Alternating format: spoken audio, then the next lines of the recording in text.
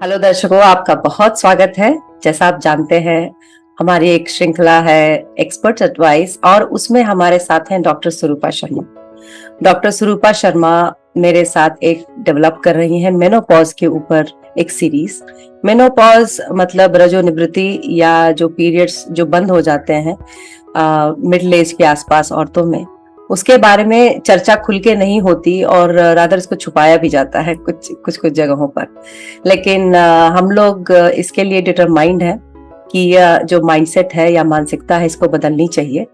तो पिछले बार डॉक्टर स्वरूपा ने इसका ओवरव्यू दिया था और आज हम लोग इसके बारे में बात करेंगे मेनोपॉज के साथ डाइट कैसे इम्प्रूव करके उसको हम लोग हैंडल कर सकते हैं। डॉक्टर स्वरूपा, आपका बहुत स्वागत है और इनके यूनिक स्टाइल में आप शुरुआत करेंगी। आप प्लीज शुरू करिए, कैसे आप शुरू करना चाहती हैं? हाँ अभिलाषा, जब हम लोग डाइट की बात कर रहे हैं तो सबसे पहले हम प्रभु को याद करके प्रसाद समझ के खाना खाएं। और जो हम लोग स्कूल में अपने विद्यालय में इंदिरा गांधी बालिका विद्यालय में प्रैक्टिस करते थे उससे स्टार्ट करें। जी जी जरूर। तो साथ साथ पहले कर ले जी। चलो। ओम सहना भवतु सहनौ भुनक्तु सह वीर्यं करवावहे तेजस्विनाधितमस्तु मा विद्विषावहे। ओम शांति शांति शांति। ठीक है जी। तो अब हम लोग अपनी आज की श्रृंखला शुरू करते हैं। आओ बात करो। और जो हम लोगों ने उस दिन डिस्कस किया था कि हमारा एम क्या है, वी नो पॉज से वी नो पॉज तक अपनी कम्युनिटी, फीमेल कम्युनिटी को ले जाना जी। तो आज हम लोग फोकस करेंगे basically menopause and diet, right diet. तो सबसे पहले क्या है अभिलाषा, सबसे इम्पोर्टेंट क्या है? हमारा आहार, हमारा विचार और हमारा व्यवहार तीनों इंटरकनेक्टेड है। हम जो खाते हैं वही हमारे सोच में आता है, हम सोचते हैं, हमारे विचार बनते हैं और वही हमारा एक्शन होता है, हमारे व्यवहार में आता है। तो ये कनेक्शन जो है ये बड़ा इंपॉर्टेंट है, इसलिए फूड का, राइट फूड का बड़ा इंपॉर्टेंस है at every stage of life, है ना? बिल्कुल बिल्कुल। तो गवर्नमेंट ऑफ इंडिया का एक इनिशिएटिव है ईट राइट इंडिया, ठीक है? नॉट इन मतलब particularly in concern of menopause, ये सबके लिए है। ईट राइट इंडिया में क्या है कि culture of safe, healthy and मतलब बैलेंस जो डाइट है, sustainable diet for all Indians. क्या है? Culture of safe, healthy and sustainable. Safe कैसे होगा? अगर हाइजीन मेंटेन करेंगे, personal and surrounding environmental hygiene. Healthy कैसे होगा? अगर बैलेंस डाइट होगा, मीन्स उसमें कार्बोहाइड्रेट, प्रोटीन, फैट, जो मैक्रोन्यूट्रिएंट्स हो गए, जितने भी vitamins and micronutrients and minerals है वो एडिक्वेट अमाउंट में हो। अगर इसको थोड़ा फूड के टर्म्स में बता दें, क्योंकि हो सकता है कि बहुत सारे I will let you know आगे, है ना?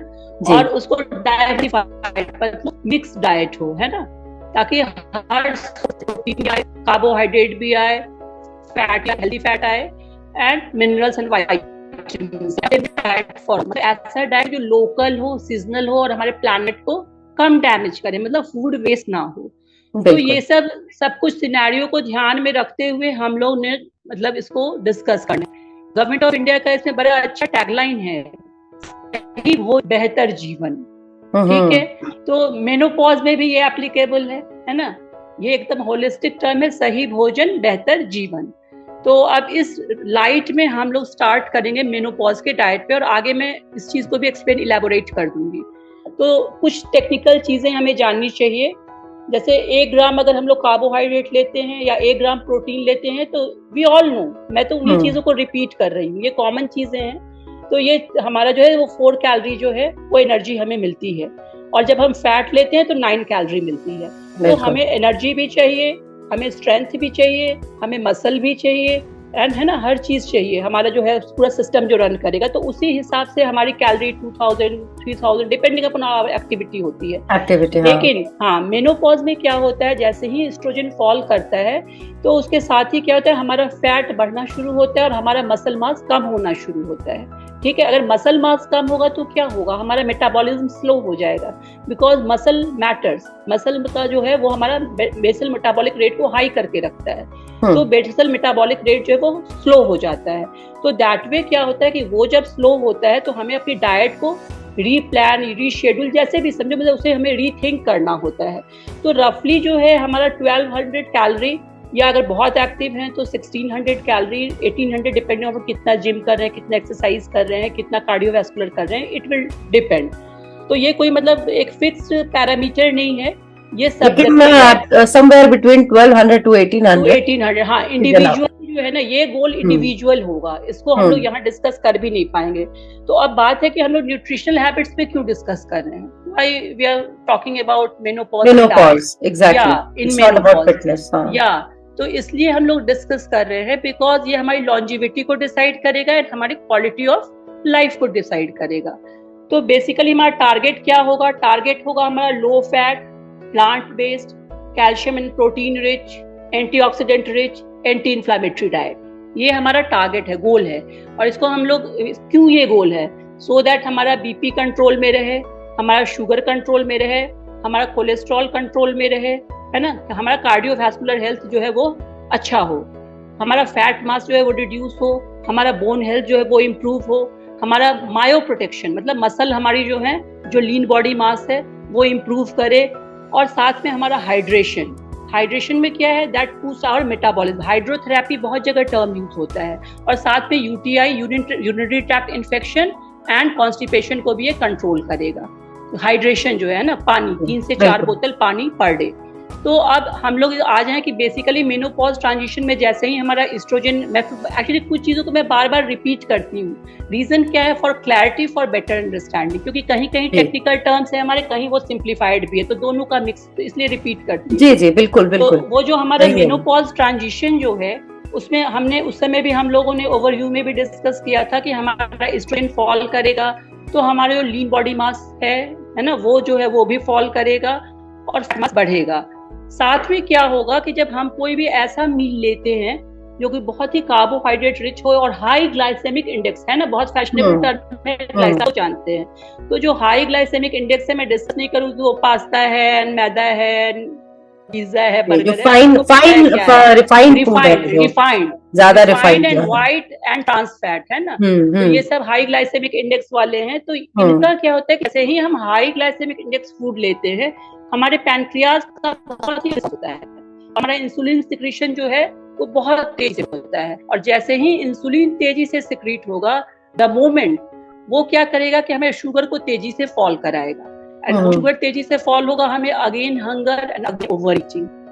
गॉट माय पॉइंट है ना, ये एक साइकिल है, इसलिए हाई ग्लाइसेमिक इंडेक्स को हमें डिस्करेज करना है, और हमें ग्लाइसेमिक फूड से ज्यादा इंसुलिन निकलता है, फिर शुगर फॉल और फिर भूख लग जाती है, तो आप एक विशियस साइकिल में फंस जाते हैं, फंस जाते हैं, है ना। तो उससे हमें अपने को निकालना है, तो हमें लो ग्लाइसेमिक इंडेक्स कार्बोहाइड्रेट को प्रीफर करना है, ठीक है। अब क्या है कि यहीं पे हम लोग डिस्कस कर ले थोड़ा सा मेटाबॉलिक सिंड्रोम होता है क्या है, ये भी बहुत ही कॉमन और फैशनेबल टर्म है। तो जब तक एस्ट्रोजन है तब तक फीमेल्स प्रोटेक्टिव हैं, लेकिन जहां एस्ट्रोजन गया वैसे ही हम लोग मेटाबॉलिक सिंड्रोम के भी चपेटे में है। मेटाबॉलिक सिंड्रोम हम लोग जानते हैं क्या है, इंसुलिन रेजिस्टेंस है, बीपी बढ़ा हुआ है, ओवरवेट या ओबेसिटी जो वेस्ट साइड इंक्रीज होता है, and unhealthy level of blood fats है, यही है इन नटशेल। तो ये क्या करता है, तो जो हमारी जो ब्लड वेसल्स है ना, उसकी जो लाइनिंग होती है एंडोथीलियम, उसकी जो है वहां पे डिस्फंक्शन कराएगा, वहां पे प्लेक्स जमते हैं, प्लेटलेट्स आके जमा होते हैं, क्लॉट्स बनते हैं, या उसको हम लोग हमारी लैंग्वेज में एथेरोस्क्लेरोसिस कहते हैं। एथेरोस्क्लेरोसिस, हाँ, तो वही प्लेग अगर ब्रेन में चले गए तो स्ट्रोक हो सकता है, हार्ट में चले गए तो कोरोनरी आर्टरी में चले गए तो हार्ट अटैक हो सकता है, एंड अगर हमारे इंसुलिन रेजिस्टेंस बढ़ा तो डायबिटिक हम हो जाएंगे। मतलब इसमें जो एक बार अगर एस्ट्रोजन फॉल होना शुरू होता है तो क्या क्या कुछ हो सकता है, कितना कुछ हो सकता है, कितना मतलब हार्ट अटैक की पॉसिबिलिटी बढ़ सकती है, ब्रेन स्ट्रोक की पॉसिबिलिटी भी बढ़ सकती है, डायबिटीज की बढ़ सकती है, डायबिटीज की बढ़ सकती है, बहुत ही डाइवर्सिफाइड चेंजेस आते हैं एंड डाइवर्सिफाइड रिस्क फैक्टर्स हैं। तो एक्चुअली ये बताना इसलिए कि हमारी डाइट उसी हिसाब से गाइड होगा, तो डाइट को उसमें बहुत ही कंट्रोल करना जरूरी है। और क्या डाइट जो एक फैशनेबल कॉन्सेप्ट है चीट डेज, वो तो चलेगा अभी भी लगता है कुछ चीट डेज हमेशा चलेगा, provided you have a discipline for cheat days. All day cheating नहीं करनी है, चीट डे को ही चीट करनी है, ऐसा नहीं कि चलो खा लेते हैं। एवरग्रीन नहीं होगा। Yes yes yes, cheat day चलेगा, एवरी डे चीट डे नहीं हो सकता, नहीं हो सकता। once in a while can be a cheat day। बिल्कुल बिल्कुल, तो वो अभी भी है सबके पास, सब लोग सुन ले, लेकिन बाकी दिन अपने आप को बचा के रखें, जैसे saving for rainy day type का कॉन्सेप्ट हुआ यहाँ पे। या तो थोड़ा सा यहाँ पे ये भी देख लें कि लो ग्लाइसेमिक इंडेक्स जो हमारे फूड है उसमें क्या आते हैं। तो हमारे जो भी होल ग्रेन है ना, उसके बाद जो फ्रूट्स हैं, वेजिटेबल्स हैं, सैलड्स, जो भी फॉर्म में लेग्यूम्स जो हैं, जो डेयरी प्रोडक्ट्स एंड नट्स, ये जस्ट एक अभी है, इसको और डिटेल में भी डिस्कस करते जाएंगे। उसके बाद एक इम्पॉर्टेंट चीज़ क्या है कि हमारा गट हेल्थ अफेक्ट होता है। तो एक टर्म है फीड योर माइक्रोबायोम, मतलब अपने गट का जो प्रोबायोटिक हेल्दी बैक्टीरिया है उसको फीड करो। कैसे फीड करोगे? तो एक तो बहुत कॉमन है कि हम जो फर्मेंटेड योगर्ट यूज करते हैं या कर्ड यूज करते हैं, very healthy for our gut. And उसके अलावा जितने भी कलर्ड फ्रूट्स एंड वेजिटेबल्स हैं, है ना, मतलब वो कलर्ड शिमला मिर्च, उसको पीपर बोलो, जो भी वो समझे, बेल पीपर है ना, रेड है, येलो है, ग्रीन कैबेज या कैरेट है, ब्रोकोली है ना, जो भी कलर्ड है, तो वो सब के सब जो है ना, वो भी हमारे गट हेल्थ को इम्प्रूव करते हैं। और इसके मतलब कहने का मतलब जो भी प्लांट्स ग्राउंड के ऊपर ग्रो करता है, नॉट बिलो ग्राउंड, वो हेल्दी है। ये इम्पोर्टेंट है ना, ये इम्पोर्टेंट है। हमारा टारगेट है, हमारा BMI जो है वो 18 to 25 के बीच में मेंटेन हो। फिर अगेन अब हम आ जाए यहीं पे कैल्शियम के बारे में। कैल्शियम जो है वो तुम्हारा main milk and dairy products है ना, मिल्क है, कर्ड है, पनीर है, छोटा सा चीज ले लिया कोई दिक्कत नहीं है अगर डेली बेसिस पे ले रहे हैं तो, है ना। तो ये सब हमारा, ये सब जो है वो हमारे कैल्शियम का जो लेवल है उसको मेंटेन करता है। बिकॉज एस्ट्रोजन गॉन, ये मेटाबॉलिज्म जो है कैल्शियम में, विटामिन डी मेटाबॉलिज्म वो भी गॉन, तो उसको हमें इम्प्रूव कराना है। तो क्योंकि तभी हमारा बोन हेल्थ अफेक्ट होता है। तो इसका जो डोज है वो 1000 से, मतलब रिक्वायरमेंट है वो हमारी 1000 to 1200 मिलीग्राम पर डे की है। तो अगर मिल्क भी अगर हम 500 ml से 750 ml तक भी ओवर द डे लेते हैं तो दैट इज वेरी गुड। और उसके अलावे अगर बाय द वे हम पोस्ट मेनोपॉजल है, हमारी रिक्वायरमेंट और बढ़ रही है, या फिर अगर मेनोपॉज में भी हम उतना हमारा इंटेक नहीं है तो सप्लीमेंट लेने में कोई दिक्कत नहीं है। कैल्शियम की टैबलेट्स मार्केट में इजीली अवेलेबल है। और स्टोन वगैरह का है फॉर्मेशन, तो वो एक कॉन्ट्रा इंडिकेशन, जहाँ ज्यादा स्टोन बन रहा है तो कुछ हेल्दी वाले भी कैल्शियम सॉल्ट्स अवेलेबल हैं जो स्टोन्स कम बनाते हैं। तो उस तरीके से सेलेक्ट करके अपने डॉक्टर से गाइडेंस के लिए, डॉक्टर से गाइडेंस कैल्शियम पे फोकस करना है। तो हमें लेकिन जैसे डेयरी नहीं लेते हैं, जैसे हम लोग पिछली बार बात कर रहे थे, तो आपका क्या कहना है? आलमंड मिल्क या सोया मिल्क, ये सब भी वो तो ले सकते हैं। अभी उस पे हम लोग आएंगे भी।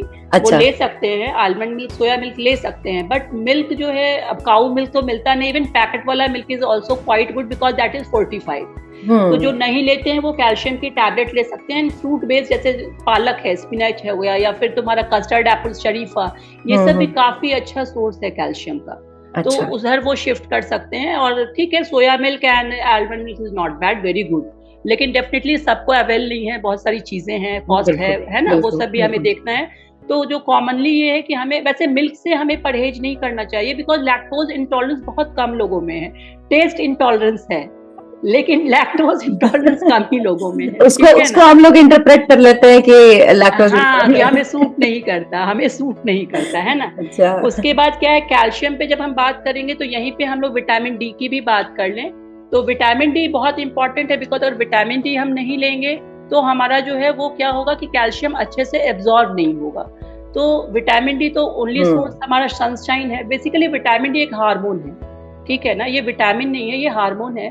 और ये हमारे कैल्शियम मेटाबॉलिज्म को अफेक्ट करता है। अगर वो नहीं होगा एडिक्वेट तो कैल्शियम अच्छे से मेटाबोलाइज नहीं होगा। और naturally due to sedentary lifestyle and air conditioner and all, no exposure, जो बिजी लाइफ शेड्यूल है, तो नो एक्सपोजर टू सनलाइट, तो हमारे पास सनशाइन विटामिन तो है ही नहीं। तो विटामिन डी तो लेना है, बट ऐसा नहीं कि माइंडलेसली लेना है। आई हैव सीन पेशेंट्स की वो सालों साल विटामिन डी लेते हैं, तो वैसे नहीं करना है। उसका जो है एक सर्टेन मतलब डोज है, अपने डॉक्टर से कंसल्ट कीजिए। हाँ, डोज में बहुत ज्यादा यहाँ नहीं डिस्कस करूंगी बिकॉज इट वो तो इंडिविजुअल स्पेसिफिक वो हो जाएगा। बट रफली क्या है, जो 51 से 70 के एज ग्रुप में है उनकी 600 इंटरनेशनल यूनिट की पर डे की रिक्वायरमेंट है। और अगर ग्रेटर देन 70 इयर्स के हैं तो 800 की रिक्वायरमेंट है। अब कोई माइंडलेसली अगर 4000 से ज्यादा ले रहे हैं या उसका एब्यूज कर रहे हैं तो ये फैट सॉल्युबल विटामिन होता है, विटामिन डी, तो ये बॉडी में डिपॉजिट होगा और ये फिर रिवर्स एक्शन करेगा, बोन को जो है वो वीक कर देगा एंड हमारी किडनी को भी डैमेज कर सकता है। तो ये देखना है कि 10 मिनट अगर हमें मिल जाए, जो कि बहुत बड़ी ब्लेसिंग है, एक्चुअली बहुत बड़ी लग्जरी है, बेटर टू से, कि 10 मिनट भी अगर हमें मिल जाए मिड डे में, अगर सनलाइट हमें मिल जाए, तो जैसे वो हमारे फेस पे एक्सपोज हो जाए, हैंड्स हो गए, लेग्स हो गए, एक्सपोज हो जाए, उतने से भी काम चल जाएगा, उतने से काम कुछ तो चलता है। यस, तो जो अल्ट्रावायलेट रेज है स्किन के नीचे वो विटामिन डी हमारे बना देते हैं। तो दैट वे विटामिन डी जो है वो बहुत ही इंपॉर्टेंट है, कैल्शियम के साथ साथ, दोनों को हम अलग नहीं कर सकते, कॉम्प्लीमेंट्री टू ईच अदर है। अदर रिक्वायरमेंट फिर आप आयरन पे आ जाओ, तो आयरन का जो भी सोर्स है, जैसे चुकंदर, गाजर, केला, सेब, है ना, जो नॉन वेजिटेरियन है वो लीवर ले सकते हैं, जिसको कलेजी भी बिहार में कहते हैं, आई डोंट नो कि अदर लोकेलिटी में लोग क्या कहते हैं, है ना, तो that is good source of iron. उस खजूर है, गुड़ है, ये सब जो है ना अच्छे सोर्स है। तो आयरन हमें लेना है, रफली रिक्वायरमेंट 8 मिलीग्राम पर डे की है। नेक्स्ट है फाइबर। फाइबर वंडर है। फाइबर वंडर क्यों है? क्योंकि फाइबर जो है, हाई फाइबर डाइट, हर जगह शुगर है, बीपी है, थायराइड है, मेनोपॉज है, high fibre diet, because constipation नहीं है तो आपका गट हेल्थ अच्छा है, तो आपको बहुत सारी जो अनइजीनेस है, स्वेलिंग है, ब्लोटिंग है, गैस की प्रॉब्लम है, ये सब ठीक हो रहेगी, है ना। तो इसलिए फाइबर बहुत ही, हाइड्रेशन और फाइबर बहुत इम्पोर्टेंट है, ये फाइबर अलग जरूरी है। फाइबर जो है वो हमारा जो है वो कोलेस्ट्रॉल को लेट करता है, ये क्या करता है, कुछ स्मॉल चेन फैटी एसिड बनाता है, तो करके जो है वो फिर जो शॉर्ट चेन होते हैं वो हमारी बैक्टीरिया को बूस्ट करते हैं। प्लस अगर फाइबर है तो कॉन्स्टिपेशन बहुत इंपॉर्टेंट है फीमेल के लिए। पेल्विक फ्लोर मसल कहाँ है? जहाँ हमारे वो वंडरफुल थिंग है वो है फाइबर, बहुत ही वंडरफुल है फाइबर। और फाइबर का रोल हर जगह है, चाहे वो बीपी मैनेज करना हो, मतलब ब्लड प्रेशर मैनेज करना हो, शुगर मैनेज करना हो, कॉन्स्टिपेशन मैनेज करना हो, या मेनोपॉज मैनेज करना हो, बिकॉज फाइबर तो फाइबर जो है उसके सोर्स भी देख लो, सोर्स क्या क्या है, तो स्प्राउट्स है ना, चना मूंग जो हम अंकुरित करके खाते हैं, या फ्रूट्स हो गए जितने भी, जो वेजिटेबल्स हो गए, जो होल सीरियल्स हो गए, होल ग्रेन्स मतलब जो हो गए, और जितने भी हमारे मिलेट्स वगैरह हैं, जो नट्स हैं, है ना, जो मतलब ज्वार, बाजरा और कोदो, साबी, रागी, जिसको गरीबों का भोजन कर रहे थे, कहते थे, आज वो highly organic food and highly marketing उसकी बहुत ज्यादा है, और काफी मतलब इजीली अवेलेबल नहीं हो रहा है अच्छी क्वालिटी, है ना, इतनी डिमांड में, अचानक से बहुत कॉस्टली भी हो गया इसी वजह से। हाँ, एग्जैक्टली, वंडर फूड की कैटेगरी में आ गया, वंडर फूड में आ गया, और है भी, क्योंकि उसका फाइबर कंटेंट भी बहुत अच्छा है, रागी का कैल्शियम बहुत अच्छा है, दही में मिला के काफी अच्छी उसकी लस्सी, नमकीन लस्सी बन सकती है, है ना। तो ये साउथ में लोग बहुत यूज करते हैं, बहुत यूज करते हैं, रागी कर्नाटका में तो बहुत ही ज्यादा। हाँ, तो फाइबर बेसिकली एंटी इंफ्लेमेटरी भी है। तो फाइबर क्या करता है कि ये तो एक क्या है कि फाइबर बल्क में जो है हमारे गट में जाता है और हमें कॉन्स्टिपेशन से फ्री करता है, हमारी गट मोटिलिटी को बढ़ाता है। दूसरा क्या है, ये एंटी इन्फ्लेमेटरी है। कैसे? तो ये जो है वो गट के जो बैक्टीरिया होता है वो फाइबर पे एक्ट किया और ये शॉर्ट चेन फैटी एसिड बनाता है। अब ये जो शॉर्ट चेन फैटी एसिड जो होता है ये इन्फ्लेमेशन को कम करेगा। तो जो जैसे पेन है, जो बॉडी में स्वेलिंग है, जो इडिमा टाइप देखोगे कि मेनोपॉज, वो सब चीजें जो टोन्ड बॉडी जो नहीं रहती है, अगर फाइबर लोगे तो that will help that way, अब पेन भी कम होगा, है ना। तो इन्फ्लेमेशन को कम करता है, ये है। दो एक बहुत इंपॉर्टेंट चीज फीमेल के लिए मेनोपॉज में क्या है कि ये फाइबर हमारी पेल्विक फ्लोर हेल्थ को इम्प्रूव करता है। अब ये पेल्विक फ्लोर पहले है क्या? तो बेसिकली पेल्विक फ्लोर जो है वो एक प्लेन है जहां से हमारा एनस है ना, और जहां से हमारा जो है यूट्रस, मतलब जो हमारे रिप्रोडक्टिव ऑर्गन जो है और जो हमारे एक्सक्रीटरी ऑर्गन्स जो हैं वो वहां पे हैंग करते हैं। तो वो जब हैंग करते हैं तो तुमने सुना होगा कि फीमेल्स जो है वो कंप्लेन करती हैं कि उनको जो है इनकॉन्टिनेंस, मतलब यूरिन का सडन लीकेज हो रहा है, या स्ट्रेस इनकॉन्टिनेंस या अर्ज इनकॉन्टिनेंस उसको कहते हैं। वो हम लोग बाद में डिटेल में डिस्कस कर सकते हैं। या फिर कुछ लोगों का यूट्रस जो है बच्चेदानी बाहर आ गई है ना, प्रोलैप्स हो तो जाता वो है, क्या होता है, उसको प्रोलैप्स हो जाता है, प्रोलैप्स ऑफ यूट्रस। या फिर उनका जो है कभी मान लो कि जैसे पाइल्स हो गया है ना, तो ये सब चीजें क्या है, किसी किसी को तो रेक्टल प्रोलैप्स भी मतलब फीमेल दोनों को होता है। तो पेल्विक फ्लोर जो है, पेल्विक फ्लोर वो कैसे स्ट्रेंथन, तो फाइबर होगा तो कॉन्स्टिपेशन नहीं होगा, तो हम जो है ना उसको प्रेशर नहीं अननेसेसरी देंगे, तो वो हमारा स्ट्रेंथन होगा। along with Kegels exercise, Kegel है ना, एक्सरसाइज, Kegels exercise का है रोल है, हाँ वो भी वो मतलब लोगों से निवेदन है कि प्लीज आप लोग गूगल करके पे देखें, हाँ Kegels एक्सरसाइज देखें और मेनोपॉज में जरूर करें। जब हम लोग फिजिकल एक्टिविटी इन मेनोपॉज पढ़ेंगे डिस्कस दैट आल्सो जी, ठीक है। तो हम लोग यहाँ तक आए हाइड्रेशन। अच्छा, हाइड्रेशन हम लोग कैसे हाइड्रेशन अच्छा कर सकते हैं, तो हाइड्रेशन के लिए क्या है भाई, तुमने नमकीन, देखो मैं मीठे पे बिल्कुल जोर नहीं दे रही, नमकीन लस्सी ले लो, घर का निकाला जूस ले लो भाई, संतरे का लो, माल्टा का लो, या नींबू का, मतलब वाटरमेलन भी इजी पड़ता है। हाँ, बहुत तरह के जूस है, चुकंदर का लो, बहुत तरह के जूस है, मतलब वो सब मेरे से ज्यादा गृहिणी लोग ही ज्यादा जानते भी, हो सकता है जो और लोग मेरे से ज्यादा उसमें इनलाइटेंड होंगे। सत्तू ले लो, है ना, सत्तू बहुत अच्छा है ना, रोस्टेड चना का जो फ्लोर है that is sattu, it is very popular in northern part of India, specially UP and Bihar. हाँ, और अब तो यहाँ भी लोग समझने लगे, जानते हैं कि ये क्या मैजिक, ये भी वंडर फूड हो गया, या वंडर फूड है। चूड़ा भी जो हम लोग जो पोहा जो इधर लोग ऐसे खाते हैं, हम लोग दही के साथ खा लेते हैं, वो भी वंडर फूड हो गया। और उससे बढ़िया फास्ट फूड नहीं है, इन दोनों से अच्छा हेल्दी फास्ट फूड है। तो नींबू पानी ले लो, नारियल पानी ले लो, मतलब तुम्हारे पास कॉस्टली से लेके और इकोनॉमिकल ऑप्शन भी हैं, ठीक है।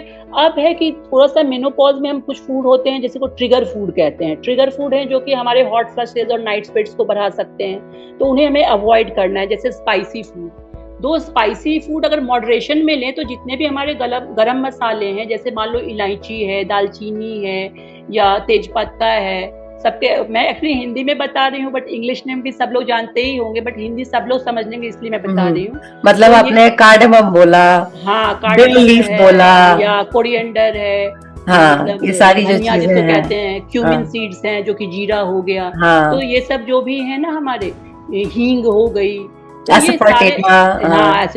सौंफ हो गई हमारी, तो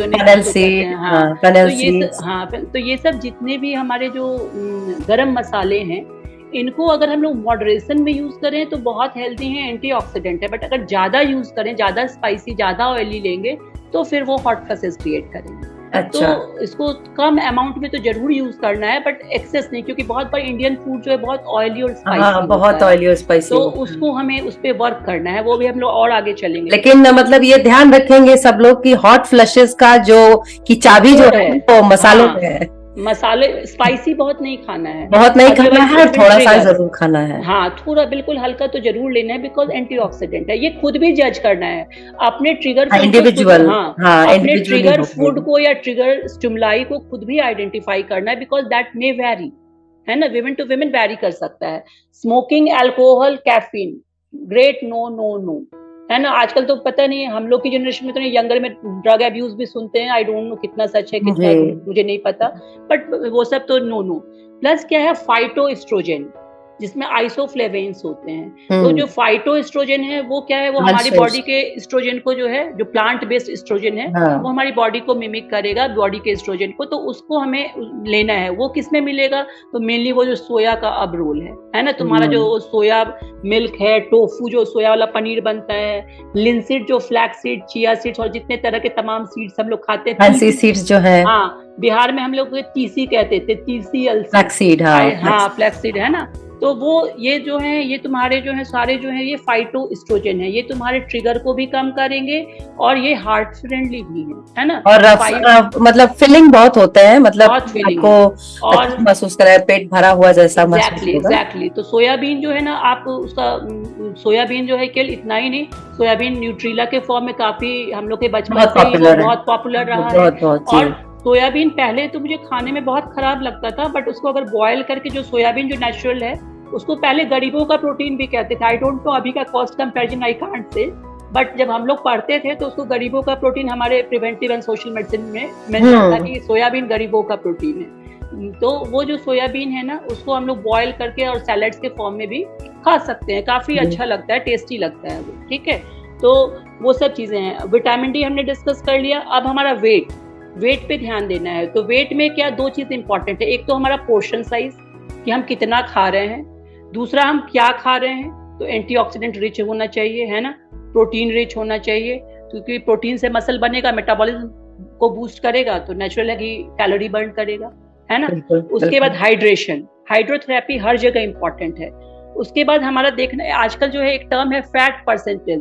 फैट परसेंटेज को जो है वो बॉडी मास इंडेक्स जो हम 18 to 25 लेके चलते हैं, उससे ज्यादा इंपॉर्टेंस देते हैं। इसके बारे में जब हम फिजिकल एक्टिविटी डिस्कस करेंगे मेनोपॉज के साथ, तो हम फैट परसेंटेज पे भी डिस्कस करेंगे। यहीं पे एक बात मैं ऐड कर दूं कि फैट जो हम लोग एसेस करते हैं कि भाई हमें ऐसा नहीं कि फैट नहीं लेना है, फैट लेना है, हेल्दी लेना है, बिल्कुल लेना है। हाँ, पॉली अनसैचुरेटेड फैट लेना है। सैचुरेटेड को हमें कर्टेल करना है, ट्रांस को तो बिल्कुल नो, ठीक है। सैचुरेटेड तो वो हुआ जो कि सॉलिड है रूम टेम्परेचर पर, और अनसैचुरेटेड जो ऑयल्स होते हैं, और ट्रांस जो है वो बार बार आप उसको जो करके किए जा रहे हैं, वो ट्रांस। जैसे समोसा बार बार या हम लोग जो तेल बचाते हैं ना, वो नहीं बचाना है। हाँ, उसको फेंक ही देना है। हाँ, या कम तेल में पूरी तल लीजिए, थोड़ी फूलेगी कम, यही होगा। लेकिन उसको बर्बाद भी नहीं करना है, लेकिन बचा के यूज नहीं करना है। अपने स्वास्थ्य के लिए अपने स्वास्थ्य को बर्बाद नहीं करना है। या दो ही ऑप्शन है, या तो आप ऑयल बर्बाद करें या स्वास्थ्य बर्बाद करें। तो स्वास्थ्य जो है वो बेटर ऑप्शन है बचाने के लिए। तो तेल मत चाहिए, स्वास्थ्य चाहिए, वो थोड़ा सा ध्यान देना है। या फ्राइड तो खाना ही नहीं है। देखो, फूड हैबिट कोई एक दिन की हैबिट तो है नहीं, इट्स अ कल्चर। हमारी फैमिली में तुम्हारी मम्मी, हाँ, आपकी मम्मी आपको क्या खिलाती थी, आपके पेरेंट्स क्या खाते थे, आपके सिबलिंग्स क्या खाते थे, वो लेके यहाँ तक आपको लेके आएगा कि आज आप क्या खा रहे हो, या अपने बच्चों को क्या खिला रहे हो। आपकी फ्रेंड सर्किल कैसी है, वो क्या खाते हैं, आपके जो है सोसाइटी में। तो इसीलिए मैंने कहा कि हमें सब तक ये मैसेज लेके जाना है कि हमें, जो गवर्नमेंट ऑफ इंडिया ने भी इनिशिएटिव लिया है कि राइट डाइट लेना बहुत इंपॉर्टेंट है। अब थोड़ा सा हम लोग यहाँ पे आ जाएं कि ग्रॉसली हमने सब कुछ कवर कर लिया। बड़ी सिंपल लैंग्वेज में कहते कि जो फ्रिज में तुम रखोगे वही तुम खाओगे। तो मैंने तो अपनी फ्रिज में स्वीट्स रखना छोड़ा हुआ है काफी लंबे समय से। शुगर नो, है ना। तो हमें अपने को मतलब मॉडिफाई तो करना पड़ेगा। उसके बाद अब आ जाओ कि कुछ और साइंटिफिक बातों पे हम लोग आ जाए। 3 रिसर्च है फूड के मामले में, डाइट के मामले में। एक का नाम है dash diet, DASH, dash diet.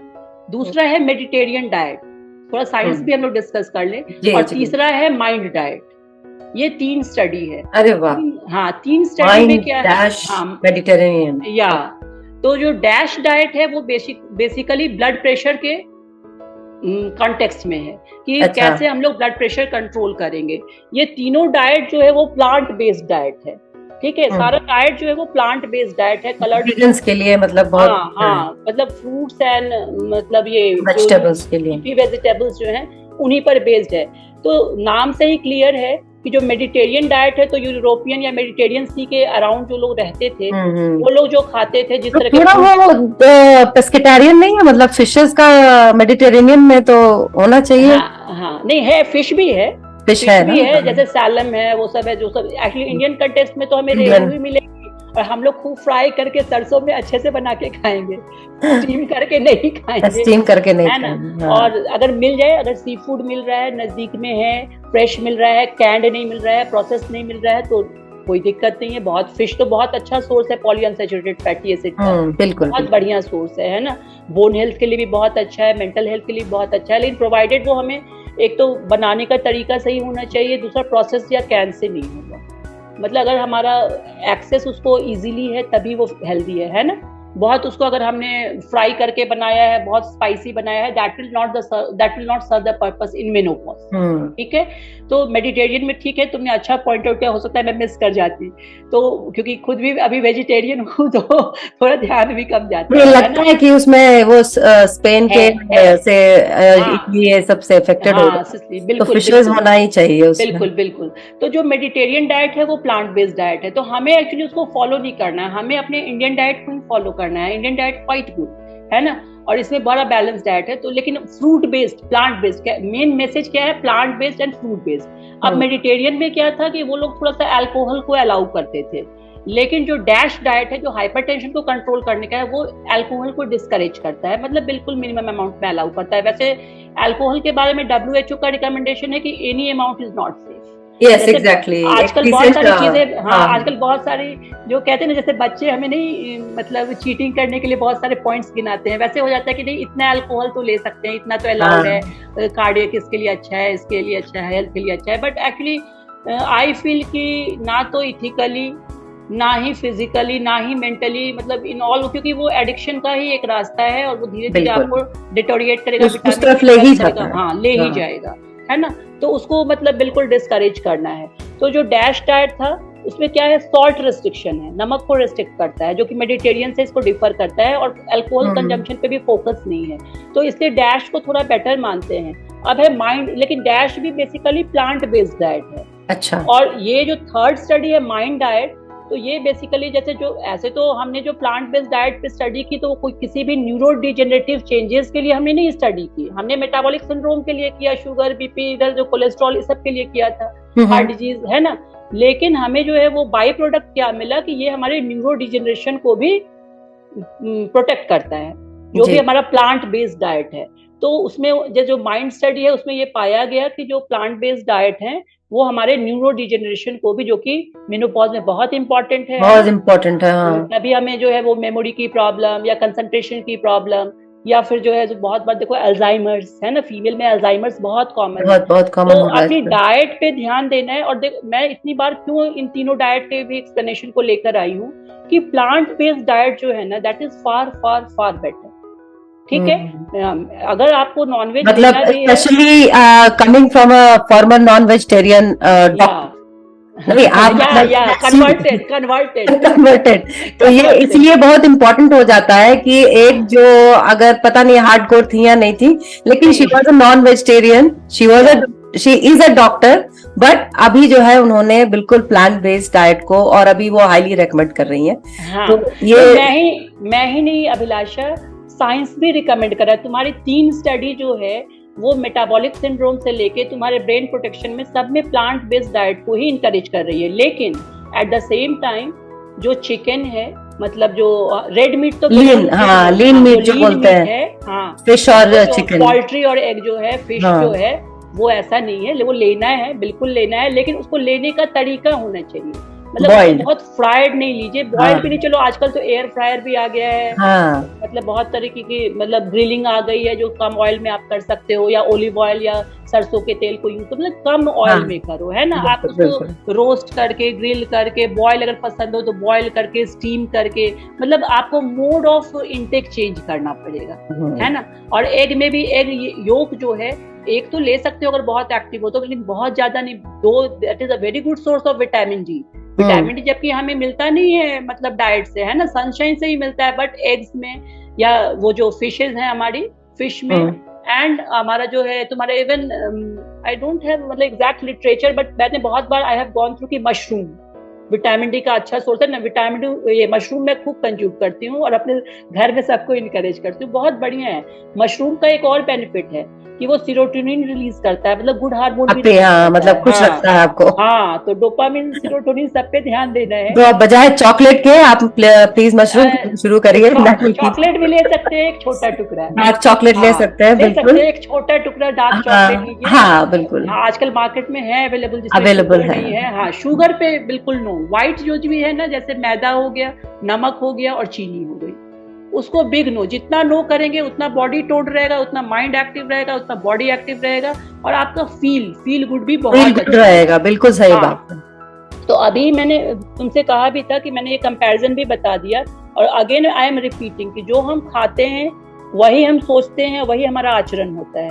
तभी तो हम लोग पूजा पाठ में भी फास्टिंग करते हैं, फलाहारी करते हैं ना, या फिर जैसे छठ पूजा हो गई, हमारी दुर्गा पूजा हो गई, है ना, तो जो हम लोग नवरात्रों में तो हम लोग फास्ट करते हैं या प्लांट बेस्ड डाइट लेते हैं, तो वो कहीं ना कहीं प्यूरिफिकेशन है, कहीं ना कहीं वो जो है ना आपका स्पिरिचुअल कनेक्ट भी है, सब कुछ है, होलिस्टिक है। बार बार मैं होलिस्टिक डिस्कशन करती हूँ, not only science with emotion, with spiritualism, with religion, कि भाई हमें उन सारी चीजों पे फोकस करना है, तभी हेल्दी होंगे। एक चीज पे अगर फोकस करेंगे कि साइंस के हिसाब से सब कुछ अच्छा खा लिया, बट हमारी थॉट अच्छी नहीं है या हमारा कहीं और पे गड़बड़ है, तो कहीं ना कहीं से हम ट्रैप हो जाएंगे। ना, या हमारी सीडेंट्री लाइफ है, हम एक्टिविटी नहीं करते हैं, डाइट बहुत अच्छा लेते हैं। नो, आपको हर चीज पे वर्क करना है।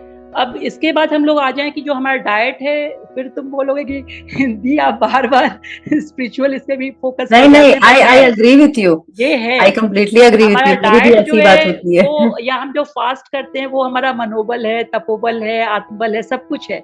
और एक चीज देखो, इंटरमिटेंट फास्टिंग तुम्हारा फिटनेस में भी है, बहुत अच्छा है। हाँ, आई एग्री विद दैट। आप शाम में जल्दी खा लो, कम से कम 12 आवर्स का गैप कर लो, तो बहुत सारे मेटाबॉलिक डिसऑर्डर से आप बचे रहोगे, बच सकते हैं, बिल्कुल, है ना। तो हमें जो है basically socio cultural value of food जो है उसकी क्वालिटी को इनहेंस करना है। हाँ, उसको इम्प्रूव करना है अपनी फैमिली में, अपने पहले शुरुआत अपने से करनी है, खुद से करनी, फिर फैमिली में, फिर सोसाइटी में, फिर कंट्री में। कंट्री का भी ये गोल है, तभी जो है हम लोग ना सब इससे अपने को सेफ कर पाएंगे। तो मुझे लगता है मेनोपॉज एंड डाइट में मैंने कुछ शायद अब छोड़ा नहीं है। अच्छा, हाँ, बिल्कुल सही बात है। लेकिन इसके पहले कि आज हम लोग एंड करें, 2-3 क्वेश्चंस है, तो वो आपको बताना पड़ेगा। बिल्कुल बिल्कुल, मैं बताऊंगी। उसके पहले एक बिल्कुल ना क्रूड एंड रॉ मैं बता दूं कि हमें क्या करना है। चावल, आलू, तली चीज, मिठाई, बाहर का खाना, कोल्ड ड्रिंक, कैंड जो जूस, फ्रूट, प्रोसेस फूड, इसको नो कर देना अगर आप चाहते हो बचना तो। एंड चुकंदर, गाजर, केला, सेब, रोटी, दाल, अंडे, सोयाबीन बड़ी, है ना, दूध, दही, पनीर, पालक, आंवला एंड नट्स, है ना, जो भी आप ले रहे हो, फ्लैक्स सीड, चिया सीड्स जो भी ले रहे हो, मतलब इतनी चीजें जो भी है ना, स्प्राउट्स, सूप, जूस, ऐसे ना फ्रूट ज्यादा अच्छा है सूप या जूस से। रॉ जितना लोगे तो फाइबर, बल्क भी तो बनेगा ना, बल्क भी तो आएगा, तो मतलब आपको फीलिंग आएगी। और स्मॉल फ्रीक्वेंट मील्स, मतलब एक बार ज्यादा लोड मत दो, एंड गुड हाइड्रेशन। ये जो है मैं अपनी सारी प्रेगनेंसी वाले पेशेंट को भी शेयर करती हूँ।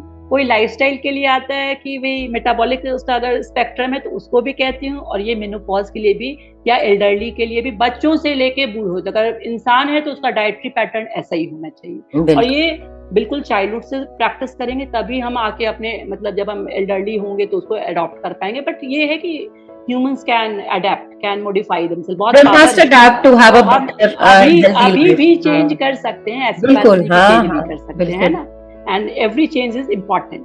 यस, ठीक है। चलो अभिलाषा, अब क्वेश्चंस पूछ लो, अगर मुझे आएंगे तो मैं बता दूंगी, नहीं आएंगे तो मैं अगली बार बताऊंगी। जी जी, अरे एक क्वेश्चन है कि I am 45 years facing various issues such as sometimes no bleeding, sometimes bleeding for longer duration, excessive bleeding, fibroids.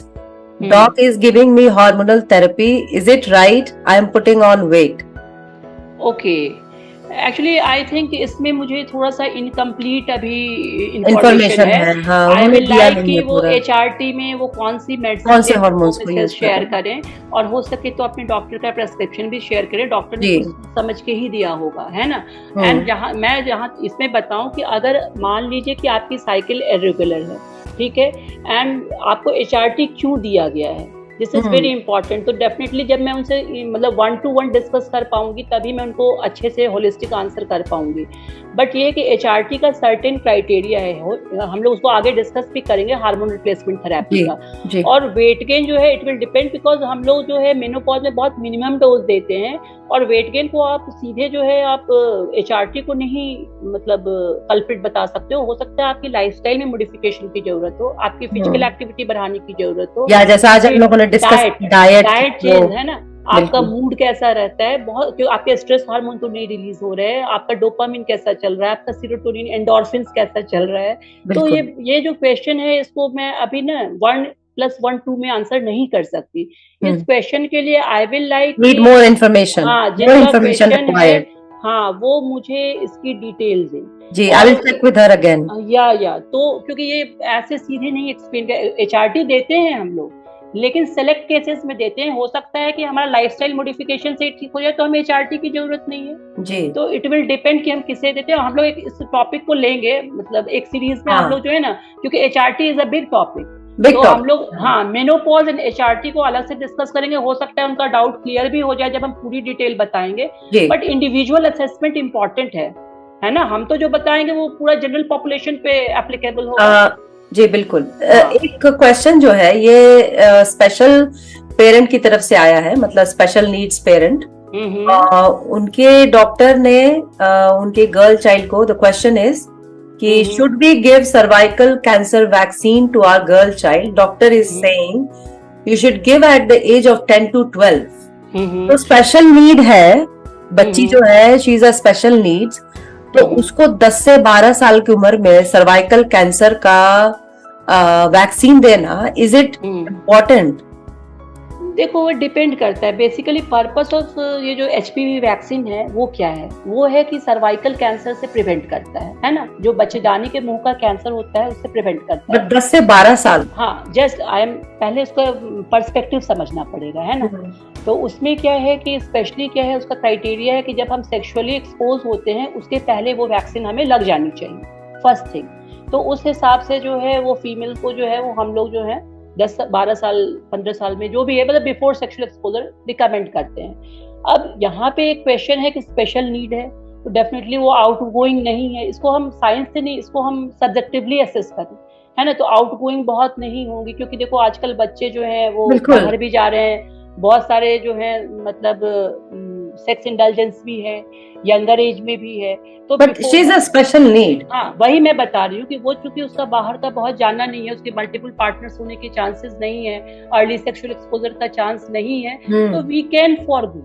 हमें एक्चुअली अगर मुझे रिकमेंड करना होता तो मैं पेरेंट्स को ही चॉइस देती और मैं उनको ये सारा प्रॉस एंड कॉन्स बता देती कि क्यों देते हैं और क्यों नहीं दे सकते हैं, है ना। तो ये मैंडेटरी नहीं है मेरे हिसाब से, मैंडेटरी नहीं। हाँ मैं ये नहीं कहूंगी, डॉक्टर का जजमेंट गलत नहीं है, अगर हम समझें इस चीज को कि सेक्सुअली एक्सपोज होने के पहले देना है तो देना है, लेकिन इसको हम इंडिविजुअली बिकॉज स्पेशल नीड्स है उसका उतना हम आई डोंट एक्सपेक्ट कि उसका अर्ली सेक्सुअल एक्सपोजर होगा या मल्टीपल पार्टनर्स बनेंगे, तो दैट वे जो है वी कैन फॉरगो, है ना। इसको पेरेंट्स को जो है प्रॉपर काउंसलिंग की जरूरत होगी, उनको पूरी ये बातें समझानी होंगी, फिर वो चूज करेंगे, है ना। क्योंकि एक लास्ट क्वेश्चन है, there are reports of suicides in menopause and many ladies are not aware that one does get suicidal tendencies during this phase. तो थोड़ा ब्रीफली बता दीजिए जी, थोड़ा ब्रीफली बता दीजिए। अभिलाषा ऐसा है कि इसको एक तो इसका एक टॉपिक हम लोग आगे इस सीरीज में ही आओ बात करें में डिस्कस करेंगे, that is menopause and mental health. Basically क्या है, एस्ट्रोजन जो है वो हमें प्रोटेक्ट करता है, मैंने पहले भी कहा कि एस्ट्रोजन हमें हर तरीके से प्रोटेक्ट करता है ना, वो हमारा आत्मविश्वास भी है, वो हमारा जो है हमें क्या होता है loss of self belief, loss of self confidence, dysmorphic feeling, है ना, कि हमारा बॉडी जो फीमेल को हर तरह के जैसे ही एस्ट्रोजन गया ओबेसिटी आई, है ना, और हर तरह की फीलिंग्स आती है, तो उस समय क्या होता है कि जो मूड स्विंग होते हैं, मान लो सोशल सपोर्ट फैमिली से नहीं अच्छा है, स्पाउस सपोर्ट नहीं अच्छा है, बच्चे मान लो नहीं सक्सेसफुल है, मतलब चेंजेस, एल्डरली से प्रॉब्लम, मतलब बहुत तरह का जो घर प्रॉब्लम होता है जिसको हम लोग हिंदी में कह लो कलहपूर्ण माहौल घर का हो या बाहर में कोई दिक्कत हो, है ना। तो इन चीजों से क्या होता है कि जब तक एस्ट्रोजन है तो हम कोप कर लिए किसी भी तरीके से, बट वंस एस्ट्रोजन चला गया तो हमारा कोपिंग मैकेनिज्म जो होता है वो फिर जो है वो कॉम्प्रोमाइज हो जाता है। तो दैट वे क्या, हाँ, तो उसमें अगर हमें अच्छा सपोर्ट नहीं है या हमें इंफॉर्मेशन नहीं है, हम अवेयर नहीं है, तो हम बहुत लोनली वॉरियर हो जाते हैं। तो इस तभी तो हमने ये सीरीज शुरू किया ना, वो बात करें कि हमें इन चीजों पे बात करनी चाहिए। अब छिपा रहे हैं, बता नहीं रहे हैं, स्पाउस से नहीं डिस्कस, बच्चों से नहीं डिस्कस, एल्डरली को नहीं पता, वर्क प्लेस पे नहीं पता, हम अकेले झेल रहे हैं। तो वो होता क्या है कि स्ट्रेस लेवल इतना बढ़ जाता है कि हम जो है बेसिकली हमारा सीरोटोनिन डोपामिन सब बर्न कर जाता है ना, एंडोर्फिन्स बिल्कुल गया। मैं साइंटिफिक वे में भी बोल रही हूँ कि इसको हमें मॉलिक्यूलर लेवल पे भी समझना है, हार्मोनल लेवल पे भी समझना है, और हमारा स्ट्रेस हार्मोन जो है वो बढ़ गया, तो फिर एंजाइटी, डिप्रेशन, और जब डिप्रेशन बहुत सीवियर हो जाता है तो डेफिनेटली अगर हमने मान लो किसी साइकाइट्रिस्ट या किसी गायनेकोलॉजिस्ट को नहीं हमने ये किया, रेफर किया, नहीं कंसल्ट किया और लोनली फैमिली में भी नहीं शेयर किया, तो डेफिनेटली हम निराश हो जाएंगे ना हर तरीके। और एक्चुअली ये जो सुसाइड है उसका 2 एंगल है, एक तो ये भी हो सकता है कि हम प्री मेंस्ट्रुअली ऑलरेडी हमारे अंदर कुछ साइकाइट्रिक कंपोनेंट हो जो कि अनडायग्नोज्ड रहा हो, और अनकवर्ड रहा हो, है ना, वो डोरमेंट फॉर्म में रहा हो, जो कि मेनोपॉज के बाद अनकवर्ड हो गया, है ना, ट्रिगर हो गया।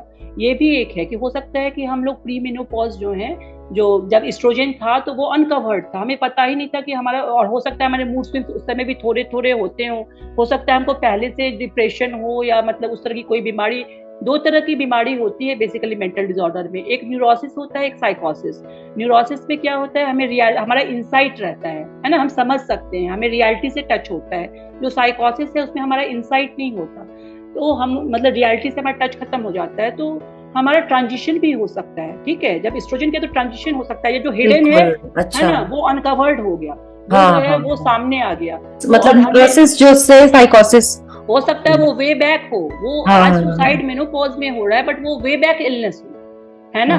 तो दैट वे क्या है कि इसको डायग्नोज करने के लिए तो सबसे पहले वही, तो मतलब एक मतलब सॉरी टू इंटरप्ट, लेकिन अगर कोई ऐसी कोई महिला है तो उसकी जो बेटी है, मतलब उसकी daughter, she should undergo some kind of diagnosis, because जिन्होंने ये सवाल पूछा है उनकी माँ ने ही सुसाइड किया था, ठीक है, एट द एज ऑफ 47। बिल्कुल बिल्कुल, तो she should also undergo for some kind of assessment, नहीं? या उनको भी जो है ना, सो ऐसा देखो, मैं फिर यहाँ पे थोड़ा सा मैंने अपने पिछले शायद अनरिलेटेड वीडियो पे डिस्कस किया था कि साइकोलॉजिकल इलनेस जो है ना, ये बहुत कॉमन है, मेंटल इलनेस बहुत कॉमन है, और यही जो है वो कभी कभी सुसाइड भी कराता है ना।